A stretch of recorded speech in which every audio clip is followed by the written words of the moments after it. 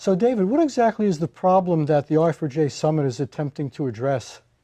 Well, there's a problem today, and that's that basically only 200 million people of the 3 billion on planet Earth who work are happy with their jobs. And almost all of them want a job, but only about 1 billion have a job. So the labor market is very, very inefficient. That's the problem. People don't have jobs. But there's an opportunity, and this is that we are running on an extremely low capacity of what humanity actually can offer.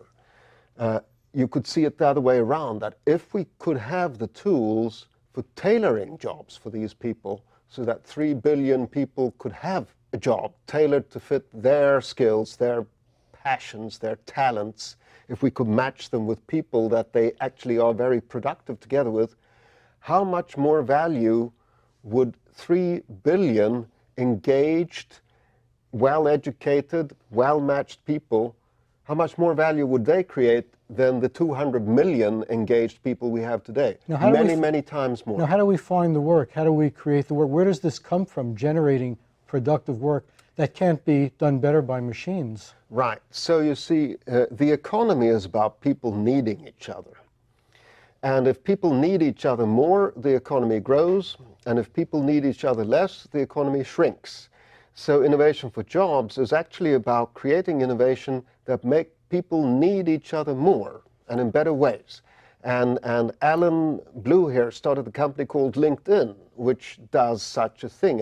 It helps people need each other in better ways. So is this about personal relationships instead of cold, mechanical, computerized filling in the slots? Yes, because you see, everything that you speak about, all these technologies that can destroy jobs and that do destroy jobs, they can also be tools.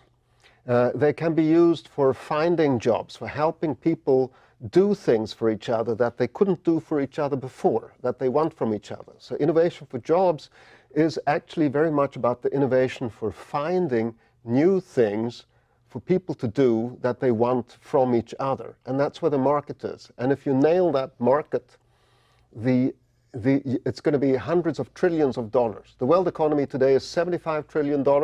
That's what's created by this suboptimal workforce with the 200 million engaged people.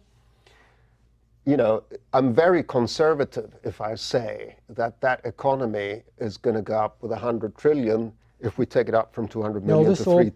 Will this all people. be generated by corporations trying to make a profit, or will there be some other motivation, like people saying, well, my goal is to help the human race, not just make money? Well, you see, so this is the people-centered economy, right? So if you think about that, the biggest need people have today is they need a job. So they are customers for a good job.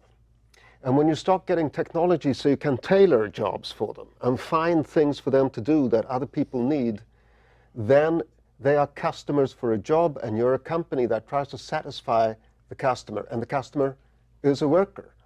And this is the economy that's going to take off soon. We're going to come to a point where it's going to be more cost efficient to tailor a job for a person than to shape a person to fit the job slot. And from there on, we're going to go into a completely new economy with its, you know, the worker is the customer, and the customer is going to be your capital because you invest in making this person more valuable. And you earn money by helping this person earn money in a better way. And that's going to be a new economy that's going to be much, much better. But we need to get over the threshold to get there. Now, what is i4j Summit's contribution to this? Is it to come up with ideas that other people will carry out? Is it to begin implementing the ideas? What piece of the puzzle does i4j fit in? Yeah, so we are building around this idea of innovation for jobs. So for many years, people have only discussed how innovation and AI is going to destroy jobs, and we simply weren't that interested in that discussion because it's dystopian. I mean, what can we do? The good thing is to see what can we do to create jobs. So this is what we've done. We've created now a leadership network with thought leaders like Alan, like Robin is also a big role in building this network.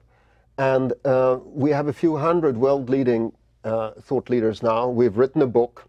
We're now moving into research, and we're building analytics, and we're going to start facilitating this innovation for jobs ecosystem, which is the ecosystem of entrepreneurial companies that compete for tailoring jobs for people.